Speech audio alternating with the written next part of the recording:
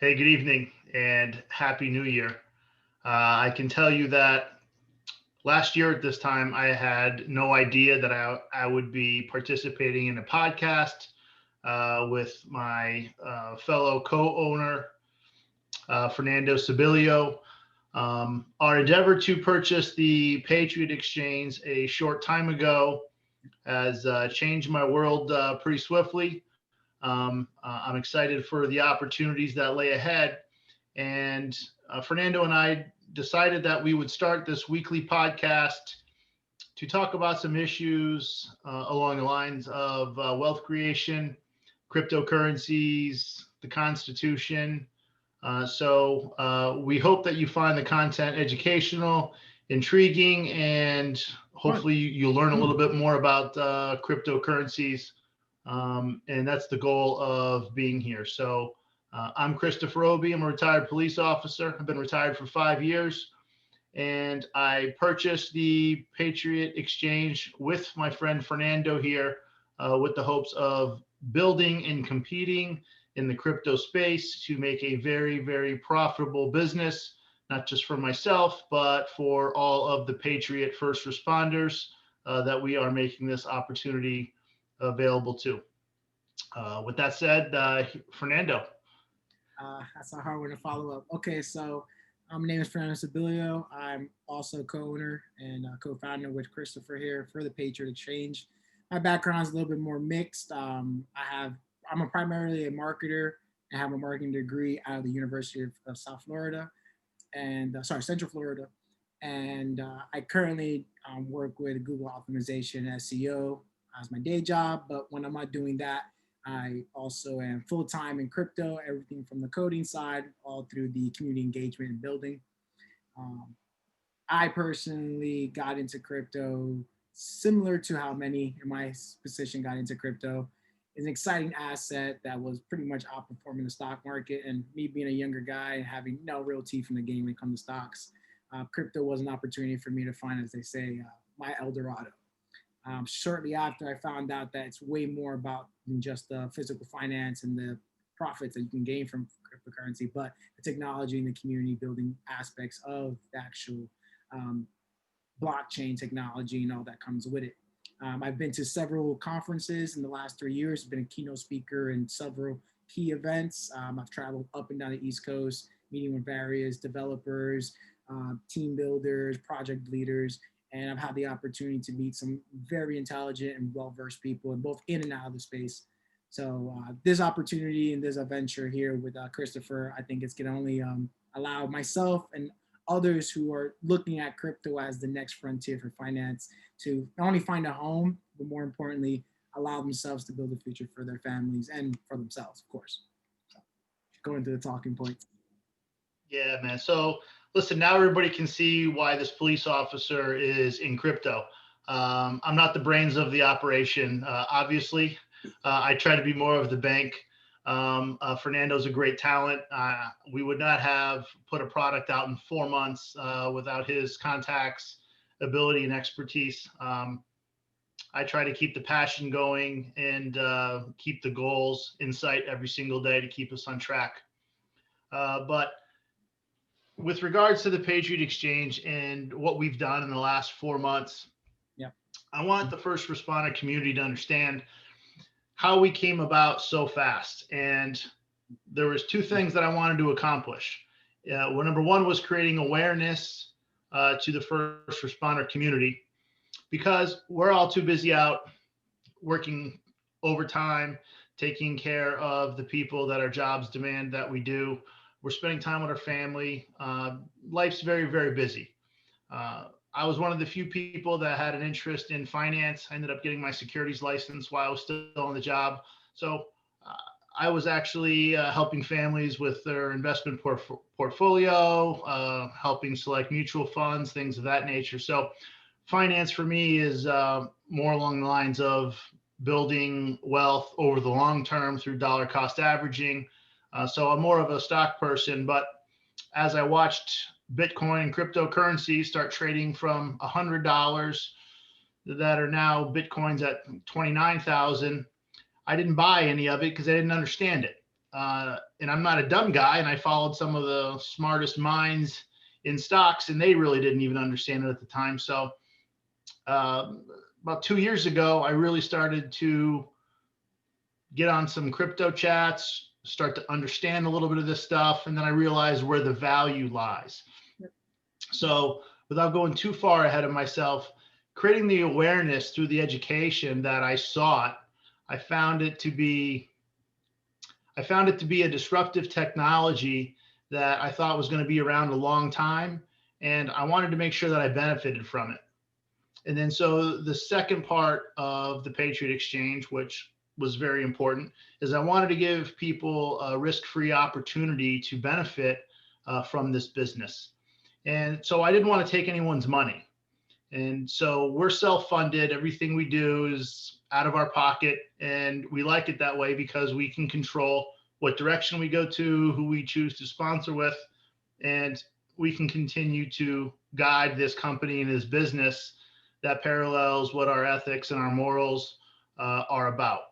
So that's the good thing. So the high barrier of entry into the crypto space is immense. There's a lot to learn. And if you don't have a lot of time on your hands, or you don't have a passion or an interest, you're never going to learn it.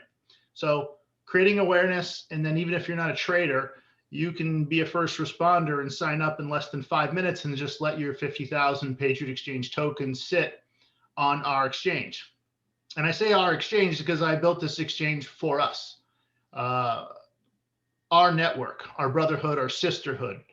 And then so why is cryptocurrency going to be here for the foreseeable future? And then so that's the other thing, because there's still an element of risk to it. I think it's going to be around for a long time to come, and I'll let Fernando touch on that while I take a sip of my whiskey. Go ahead, Fernando. Enjoy that sip. So crypto obviously started with Bitcoin. That's the grandfather. That's the originator of everything crypto. Satoshi Nakamoto was the original mind behind Bitcoin itself, and it started in 2008 as a response to the banking crisis that occurred in the United States, but obviously had a global effect. There wasn't a nation on this earth that wasn't affected by the poor decision making of many banks and financial institution leaders and what they were doing, obviously leading up to the bubble popping. Crypto, in a lack of words, allows the individual who engages in the sphere to gain full power of both their financial assets, but the power behind the control of those financial assets. And what do I mean by that? We're so accustomed to swiping a debit card, paying cash with fiat currency, engaging in, lack of better terms, a barter of something that doesn't have intrinsic value for something that does have intrinsic value. Money for food, money for mortgage payment for a home, money for a car payment, so on and so forth. We're trading this imaginary paper money for something that's tangible, something real. Not only does cryptocurrency allow for a peer-to-peer network to be truly just that, a peer to a peer, not a peer to a bank to a peer, not a peer to an auditing service, not a peer to a third-party service that you and I will never meet, but a peer-to-a-peer, no hidden fees, no hidden costs, no backdoor deals that are at each other's expenses, but a true, genuine, honest exchange of my asset for your asset. Outside of that, just pure exchange and that means of wealth transferring, it also is a fantastic technology to build data encryption, high-end security, border-to-border transactions, domestic to domestic and international to international data transfers. And what I believe is the coolest function of crypto that I've seen personally, the effects it can have on those who have zero or little or difficult access to the ability to bank. There's parts of the world right now where accessing a bank or having a means to send and receive funds is a day's journey or task. With Bitcoin and other cryptocurrencies like the Patriot Exchange token, allows you to do all that at the tips of your fingers. If you have a mobile phone, which last time I saw like a roaming statistic, it's like 69 to 70% of the adult population, even in developing countries, have some sort of smart tech technology in their phone that allows them to engage with the internet. If you have an internet connection, you can control your finances 24/7, 365. When the bank is closed, Bitcoin works. Federal holidays, Bitcoin works. The world can come to an end, Bitcoin still works. And I just think that that alone makes it a hard asset to hold as someone who is looking to gain financial liberty. But just thinking ahead and being a pioneer, for lack of better words, this is the new gold rush. This is not something that's going to be here today and gone tomorrow. It's going to be here today and develop to the point where there will be a world where paper money will be nothing more than what you use to play Monopoly. So that's, again, my humble opinion and the opinion of many of those who are smarter than me and have a lot more teeth in the game. But sit down and learn the fundamentals of Bitcoin, starting with the white paper, and it's hard not to love it. Well said, Fernando. And the point of what really struck me is when I started hearing the phrase Bitcoin as being a store of value. So the Federal Reserve, I'll back up even 1 second further. So listen, 2020, horrific and challenging on so many levels, may have been the perfect storm for Bitcoin to finally break out and go through all new all-time highs. But as somebody who values and works hard for their money and their dollar, and because of what I've learned when I had my securities license and understanding business cycles and economics and buying power, what the government is doing by printing all of this money, 20% of every US dollar was printed in 2020. Now that's 1/5 of all the currency. That's troubling. If the United States was a household, we'd be bankrupt and there wouldn't be anybody to give us a loan, even with a 33% interest. We owe $27 trillion as a nation. So the amount of inflation that has gone up, right, to buy, goods and services, the Federal Reserve keeps printing money and lowering interest rates to what's not normal. So that's the reason why Bitcoin and a lot of people were buying it as a hedge to their buying power. So, and what I mean by buying power is if you bring home a couple $1,000s every 2 weeks, I don't need to tell you, you know that it doesn't buy as many things or services or goods that you used to be able to buy 5 years ago. But the government will tell you there's no inflation. They're waiting to hit an inflationary target. We're spending a lot more money to live. Go to the grocery store, spend $100, you'll walk out with a bag, maybe two. So that's why Bitcoin and people are trying to flock to assets to protect their buying power. So once I started looking at from that standpoint, that's how I became curious, because I saw the effects of how little my dollar was going in buying power. And then so someone said, well, Bitcoin, it's a store of value. So then you started to equate it to like gold, like Fernando said, the next gold rush. And then from a stock metrics, well, if you look at the Federal Reserve, let's understand that the Federal Reserve is never going to raise interest rates when we owe $27 trillion. That's like writing an IOU and saying, giving yourself a high interest rate to pay it back. You're never going to do it. The IOU is based upon the money you gave. So they're never going to raise interest rates. So the dollar is going to continue to keep going lower. You're not going to have as much purchasing power. Yet most of the people are not going to be educated enough to not understand that, well, the stock market is going to keep going higher. It doesn't care about a pandemic. It only cares about how much profits these companies are making. And these companies are all technology companies. They're not like Coca-Cola. They're not huge distributors. They require fewer people. They pay them more money because they have higher gross margins. So that's why, Apple's in the, in the Dow, right? Salesforce, all these companies, they make so much money.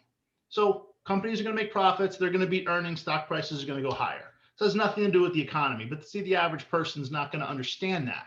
So they're going to miss out from the interest rate because they're not going to get anything on their savings accounts, right? And they may not be smart enough to understand that the equity market's going to continue to go higher, right? So that for me is a store of value this is never going to change. You're never going to pay back $27 trillion. I don't care what they tell you. Our government doesn't have the political will, and it's never going to happen until you really get somebody, a real fiscal conservative in there to go ahead and balance our budget. So that's why I got interested in Bitcoin. And that's why I think everybody needs to concentrate, because if you're retiring, you have a 401k, defined benefits, you understand that that money is not going to go as far 10, 20 years ago on retirement. So what are your options? Your options are what? To buy gold, right? To try to, be a deflationary, right? So that makes sense to me.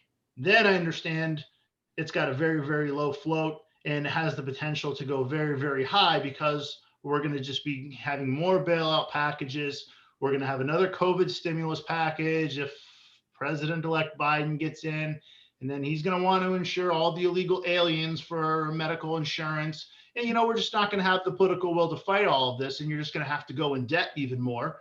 And then pretty soon the United States dollar, maybe it'll be like the Venezuela dollar, or the Turkish lira, where essentially your currency is worthless. So there's a crisis going on, and all of the smart money knows it, and that's why Bitcoin's at $29,000. That's the awareness that Fernando and I are looking to get out and share with you. Just to add on to that nice factoid, Sally, you just gave, that's a lot to digest there. On top of that $27 trillion, there's this accepted fact that we all know we can't pay it back. Everyone knows that.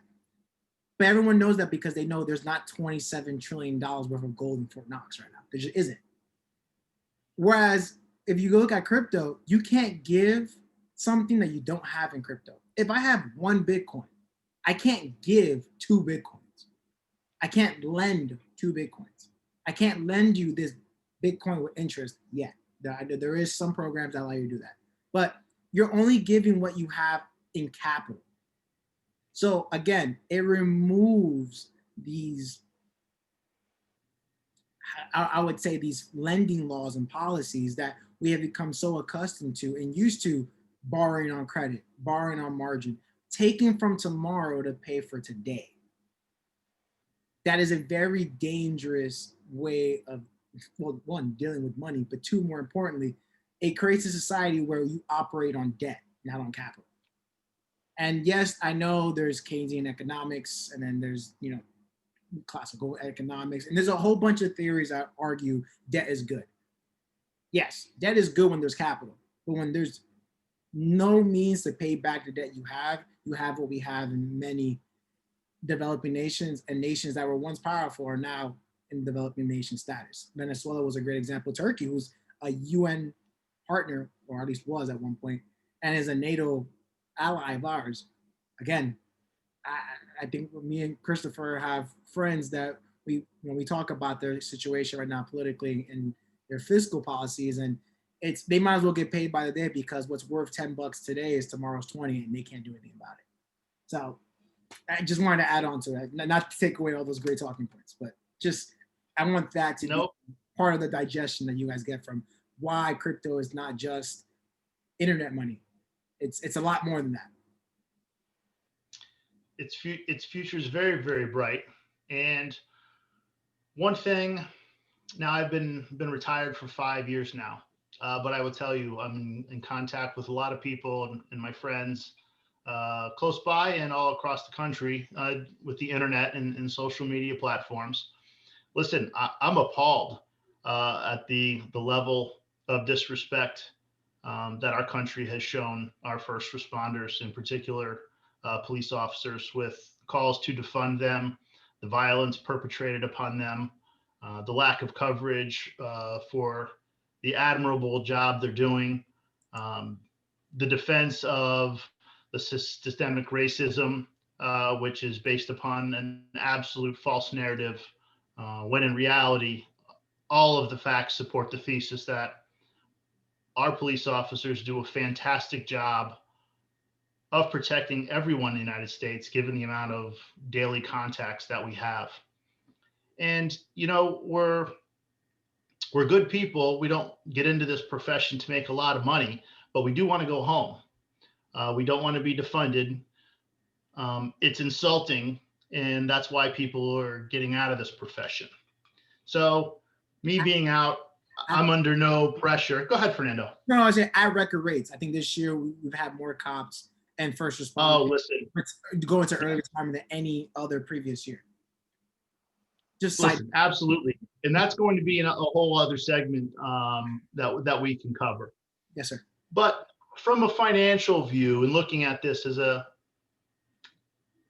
capitalistic business approach, which is how we're running the Patriot Exchange. It's not a hobby of mine, but here's what I think.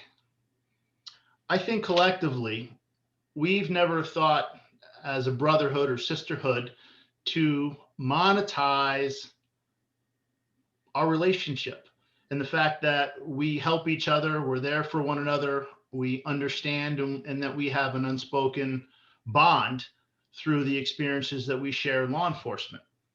Now, if we were Mark Zuckerberg, we would have monetized our platform a decade ago, and we've already been a public traded company, and we'd have our own personal security and vacation homes, but we haven't because we don't think like that. But here's the problem: we're losing the political war with the radical left and the media, and they're killing us with the money and the donations, and they have so much money. So here's what I propose, and this was my brainchild I had a year ago until I had this opportunity. I say, we're going to go ahead and do it. If we support our own crypto exchange, the first responders, rather than going to anywhere else where the tech people, listen, we're not coders. Okay. We didn't grow up in an office and, all this. Listen, we're out there. We've been helping people, working overtime, working hard, right? We're proud people. We go home, we take care of our families. We're not the most smartest people. It's not what we got in this thing for. But here's an opportunity for us through this technology that comes along pretty infrequently, that if we can harness our collective efforts, use our exchange, the Patriot Exchange, built for patriots by patriots, we can absolutely monetize cryptocurrency in our exchange through additional users, investors, and then our exchange becomes profitable. We can start supporting our own. We can start supporting conservative values. We can start helping causes and people who are faced with tragedies unjustly, and have the ability to shed light upon people who do a great job for our country. Yep. So as we continue to support Apple, Peloton, Salesforce, all of these companies, right, who just had record years of, I think they made like $17 trillion in profits. They're all donating to, BLM and Antifa. We just can't simply fight that. So here's the frustrating part. We all know it's a false narrative, but they have more money and they're controlling the social media platforms, right? Through censorship, right? Facebook, Google, right? They'll only permit what they want. So that was why it was very important for the Patriot Exchange and the name of the exchange for us to go ahead and see if we have the political will to get together, support our own cause of like-minded people and our own political agenda that we believe this country was founded upon. And that's where we stand. And that's what I want you to understand. If you don't like my politics, we really don't care. We're not here to apologize for it. I want to let you know that crypto is going to be so big, in my opinion, that they already have the money, that they're going to make so much more money that it doesn't matter what principles our country was founded on or what was written in the Constitution. We're never going to get elected to people in office to fight for our beliefs. And that's why the Patriot Exchange was created. I hope you take the time to go ahead and sign up, whether you're an active trader, or you just want to let your token sit there. It'll be a sign to me that you understand where I'm coming from and that there's a time that we need to empower and support our people rather than to hold up these criminals as heroes. I refuse to do it. So with that said, I'll shoot it back to Fernando for his parting words. So just to circle back a little bit, And if you are an active trader and you're looking to support conservative values, the Constitution, and be part of a good cause rather than a false narrative, we also do offer 56 market pairs. So it's not just the Patriot token and Bitcoin. There's everything from Ethereum to Litecoin, CRO, and so on and so forth. So if you have a project that you want us to obviously add on, we can also do that. Well, we have fantastic developers that are around the clock developing and adding to the exchange. And myself and Christopher keep an ear in the ground to both the crypto enthusiasts, but also the upcoming projects that shares like mind values and ideals. In regards to closing words, I just want to say, though I am not part of the brotherhood that Christopher is referring to, I have family members that are police officers, firefighters, first responders, EMT, doctors, both in this country and abroad. And I know the workload that they take upon themselves, and unfortunately, don't get compensated for their goodwill and their works, as the Bible says you should. But I do know that if we do our job and you guys are with us throughout this entire journey, this will be a sign of hope that if we bind together our efforts and more importantly, combine our resources, we're just as powerful, if not more powerful, than those who claim to be righteous but prop up the things that we see that are, for lack of better words, poisoning the well. I'm not one to fling mud, and Christopher can speak on my behalf. I try to be as tempered as possible, but anyone who's seeing the current state of the United States and thinks that it's okay, for me, you're a madman. So I really, really believe that if the Patriot Exchange is supported by not only this brotherhood, but all those patriots that obviously want to see the America go back to its roots, I don't see why we wouldn't be not only the best exchange on this continental United States, but abroad. What's to stop us from beating the competition? I don't see why we can't. So I have good faith not only in the people, my work ethic, Christopher's legendary work ethic, and obviously the good power of the men upstairs. So with that, I want to thank you for obviously supporting us. Those who have thus far, those who will support us in the future, and as always, your time for hearing us out in this first podcast. Like Christopher said, we're looking to do this weekly. Obviously, if we get more engagements, we'll increase the frequency of the uploads. But we're going to try to keep the topics on crypto, potentially politics that's going on in the day-to-day, and then obviously anything that's pertinent to your 2A and constitutional rights. So, and with that, I think that's fair to say. I'm Fernando once again, turning it back to Christopher. I'm Christopher Obi. I'm a retired police officer. I back the blue. We both wish you more blessing than complaints in 2021, and we'll see you on our next podcast. Amen to that. Cheers.